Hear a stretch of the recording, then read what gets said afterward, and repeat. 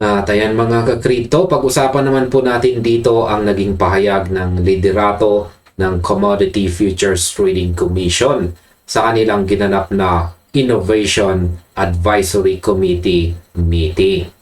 Ayon po sa opisyal na pahayag ng ahensya, maaaring hindi na sila maghintay pa sa aksyon ng Kongreso kung sakaling maantala o mabigo ang pagpasa ng Clarity Act sa mga darating na linggo.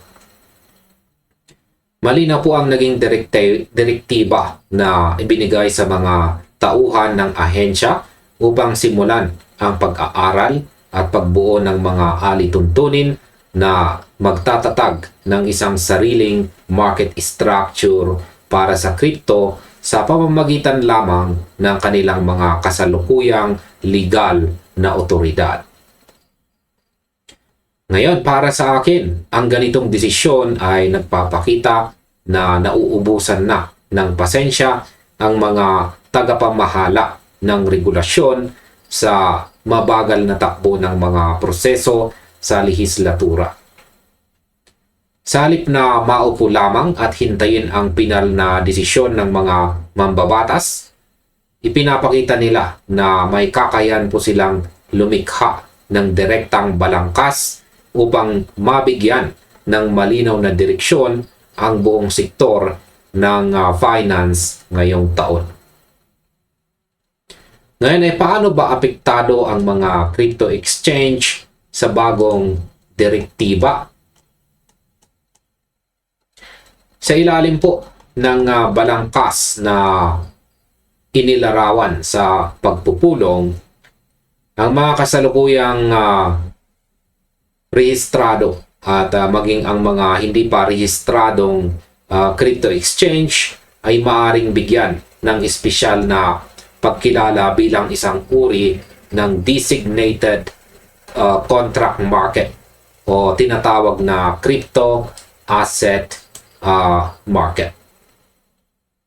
Ang mga entidad na ito na mabibigyan ng ganitong klaseng katayuan ay magkakaroon po ng kakayahang mag-alok ng pag-trade ng mga digital assets sa pamamagitan po ng leverage o margin basis habang sumasailalim sa mga alituntuning sadyang ginawa para sa kanila sa ilalim ng direktang pagbabantay ng ahensya. Bukod dito, inatasan din ang mga tauhan na makipag-ugnayan sa mga developer on-chain finance protocols upang humanap ng mga paraan kung paano po sila makakapag-alok ng kanilang mga sistema ng alinsunod sa mga umiiral na patakaran sa United States.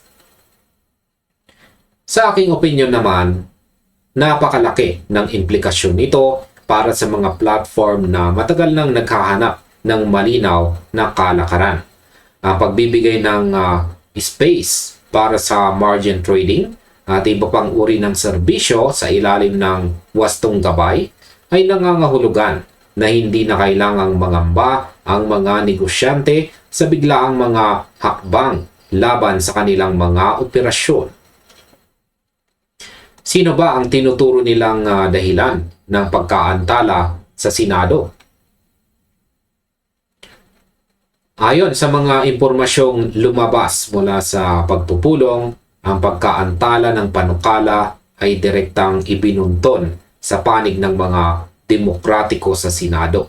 Bagamat binigyang diin din na ang batas ay naglalaman ng mga kompromiso mula sa parehong partido. Ipinahayag ng pamunuan na bibigyan pa rin nila ng sapat na space ang nakatakdang botohan upang makita kung uusad ito. Ngunit nagbabala rin sila na ang kawalan ng aksyon ay mag-uutos ng mabilis na reaksyon mula sa kanilang hanay. Ang ganitong pangyayari ay sumasabay din sa mga nagdaang pagpupulong sa White House kung saan hinikayat ang Kongreso na ipasa ang isang patas na bersyon ng batas. Habang ang mga pangunahing opisyal ng mga kumpanya sa industriya ay tinutukoy po ang September 15 bilang pinakamahalagang petsa. Para sa akin, ang ganitong klaseng tensyon sa pagitan ng iba't ibang sangay ng pamahalaan ay karaniwan na tuwing may sinusubukang baguhin sa sistema ng ecosystem. Ipinapakita lamang nito na ang bawat hakbang patungo sa regulasyon ay dumadaan sa masusing pagtatalo dahil sa magkakaibang interes ng mga taong may kapangyarihan sa Washington. Ano naman ang kahalagahan ng Innovation Advisory Committee ngayon? Ang pagpupulong na ito ay sinagawa ng bagong lupon na pumalit sa mas lumang Technology Advisory Committee, kung saan kasama sa mga members nito ang mga matataas na opisyal mula sa mga kilalang kumpanya sa exchange ng crypto, mga traditional na financial market at iba pang mga institution. Ang pagsasama-samang ito ay naglalayong mas mapalalim ang pag-unawa sa mga makabagong technology tulad po ng artificial intelligence at mga digital asset upang maiangkop ang mga alituntunin nang hindi po sinasakal ang paglago ng industriya. Habang papalapit po ang pagbabalik ng Senado mula sa recess sa darating na September, malinaw na hindi po natutulog sa pansitan ang mga regulator.